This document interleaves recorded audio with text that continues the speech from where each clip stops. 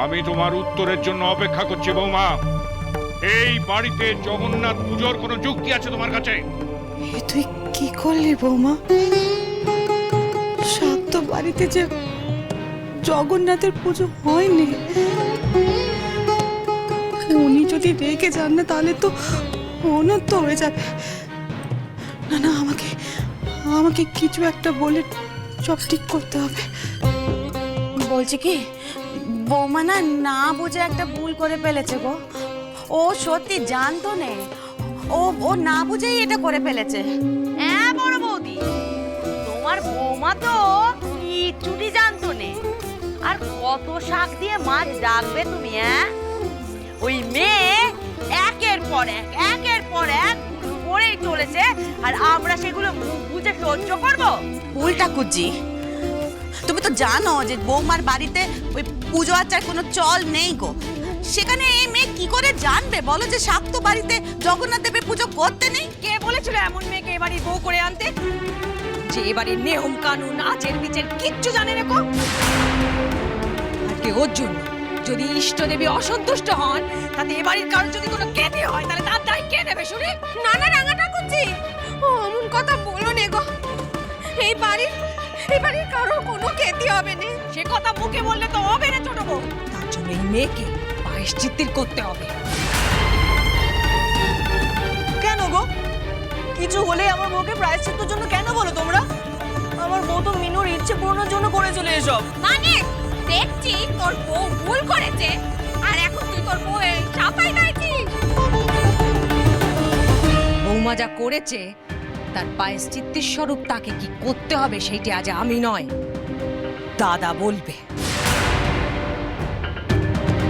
হয়েছে তো নতুন বউ, এতদিন তোমার হয়ে যে কথা বলেছে সেই সৌর তোমাকে আজকে শাস্তি দেবে। বলো বৌমা, কেন করেছো এই কাজ? কোনো উত্তর আছে তোমার কাছে?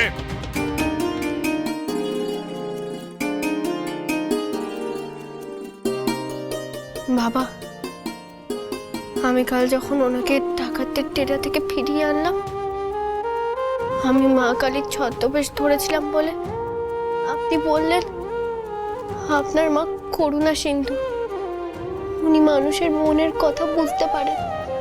তবে কি সেই মা আজ বুঝতে পারলো না যে আমি মিনুর মন ভালো করার জন্য ওই মূর্তি বানিয়েছি, রথ টেনেছি? আমার জ্যাঠামশাইও খুব কালী ভক্ত বাবা, তবে তিনি প্রায় সারা বছরই কাশী, বৃন্দাবন, মথুরায় গিয়ে থাকেন। আমি তার কাছেই শুনেছি বাবা, শ্যাম শ্যামা শিব যার নামেতেই করবে করো ভক্তি পূজন, নামের ধাঁধায় লুকিয়ে এসেছে অভিন্ন এক নিরঞ্জন। জ্যাঠামশাই বলেন, ভক্তি ভরে ফুল যে ঠাকুরের পায়ে দিই না কেন, সেটা একজনের পায়ে গিয়েই পড়বে। ঠাকুররা নাকি সবাই এক, তাদের নিজেদের মতো করে ভাগ করে নিয়েছি আমরা। তবে কি আমার জ্যাঠামশাই ভুল বলতেন বাবা? হ্যাঁ, ভুল বলতেন। যে বাড়িতে দম্মে কম্মের কোনো নামগন্ধ নেই, যেখানে দেব দেবীর জায়গায় কি কুনিনের পুজো হয়, সেই মেয়ের কাছ থেকে আমাদেরকে দম্মকম্মের বার শিখতে হবে। আমার বাবা কুইনের পুজো করে, জ্যাঠামশাই করেন না মা। এমনকি আমার পিসিরাও গোসাইয়ের নাম জপ করেন। রাঙা পিসি ঠাকুমাদের মতো সব নিয়ম মানেন, মাসের কিছু খান না, কোনো শুভ কাজে যোগদান করেন না। এমনকি ওনারা আমার বিয়েতেও ছিলেন না। বৌমা, একে তো দোষ করেছো, আর তোমার সাহস কত বড় গো, তুমি মুখে মুখে কথা কইছো? অতই যখন জ্যাঠা মশাই আর পিসিদের কথা কইছো, তখন তাদের কাছ থেকে শিখে আসতে পারোনি যে কোন বাড়িতে কি হয়, কি করতে হয়? এত কথার কি আছে? দাম ওদিকে। বড়দের মুখে মুখে তক্ক করা ছাড়া আর কিছু জানেও? আমার বউ অনেক কিছু জানে রাঙা বেশি। তোমাদের মধ্যে কেউ পারলে অমন সুন্দর মূর্তি বানিয়ে দেখাও দেখি। এই ছেলে, তোর লজ্জা করে নে? তোর বউ ওই মূর্তি গড়েছিল বলে এত অশান্তি হচ্ছে, আর তুই নাকি তোর বউকে নিয়ে গপ্প করছিস? হ্যাঁ করছি, কারণ আমার মতে আমার বউ কোনো ভুল করেনি। সে মিনুর ইচ্ছে পূরণ করার জন্য জগন্নাথ দেবের মূর্তি বানিয়েছেন। এ বাড়িতে জগন্নাথ দেবের পুজো এর আগে কখনো হয়নি, আর আজও হবে না। দাদা, এত বড় অনিষ্ট যখন হয়েছে, তখন তুমি নম নম করে এই মূর্তির ব্যবস্থা করো। হ্যাঁ, করবো বই কি। জগন্নাথ আমার বাড়িতে এসেছেন, তার ব্যবস্থা আমি করব না? তবে কি আজ বাবা রাঙা বেশির কথা মতো মূর্তিগুলোকে ভাসিয়ে দেবে?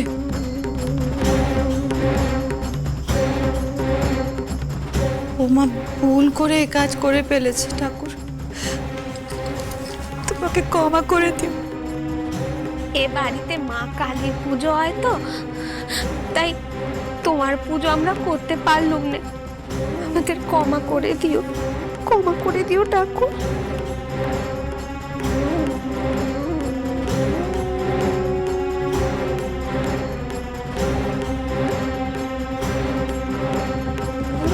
জয় জগন্নাথ।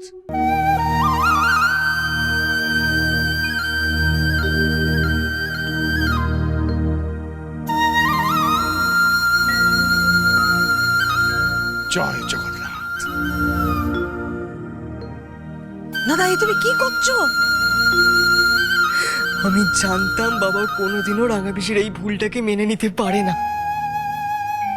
একজন সত্যিকারের ভক্তের যা করা উচিত আমি সেটাই করছি বিধু। মায়ের মন্তর পড়ো যেই মুখে, তুমি জগন্নাথের জয়ধ্বনি করলে সেই মুখে। শুধু তোমার ওই বৌমার পাশে দাঁড়াবে বলে তুমি তোমার এত বছরের ধম্ম, নিষ্ঠা, সংস্কার সব একেবারে জলাঞ্জলি দিবে। বিধু, শ্যাম আর শ্যামা আলাদা নাকি? রূপের আড়ালে তারা তো এক, অদ্বিতীয়। জগন্নাথ জগন্নাথ যখন নিজে আমার বাড়িতে এসেছেন, আর পুজো করবো না এ হয় নাকি?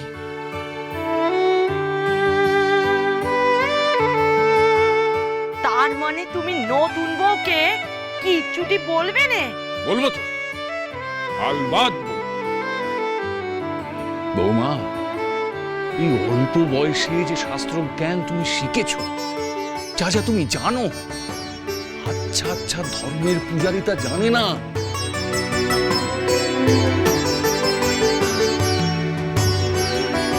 কি ভেবেছিলে তো তোদের মতো আমিও বৌমাকে কথা শোনাবো, ওর গড়া মূর্তি ভেঙে দেবো?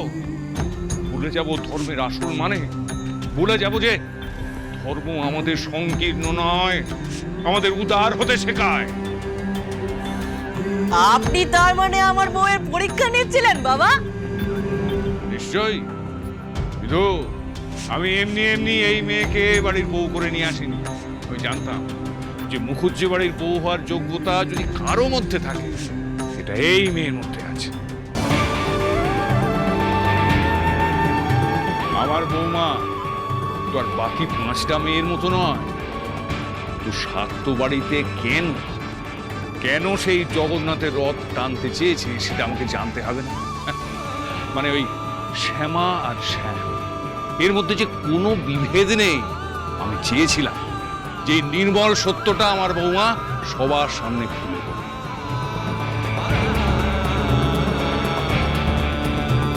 বিধু, আমি বারবার করে তোদের বলি যে তোরা ধর্মান্ধ হয়ে থাকিস না। ধর্মের জ্ঞান দিয়ে চোখ মেলে দেখ, সবকিছু দিনের আলোর মতো পরিষ্কার। ভাবতে পারি নাই দাদা, তুমি কালীর সাধক হয়ে আজ এই কথা কইবে। বিধু, আমি তো একজন সাধারণ মানুষ। পরমহংস রামকৃষ্ণ জগন্নাথের রথ টেনেছিলেন, গান গেয়েছিলেন, নৃত্য করেছিলেন। আমি তো একটা সাধারণ লোক। তা আমরা যদি রথ টানি, আমাদের দোষ হবে কেন?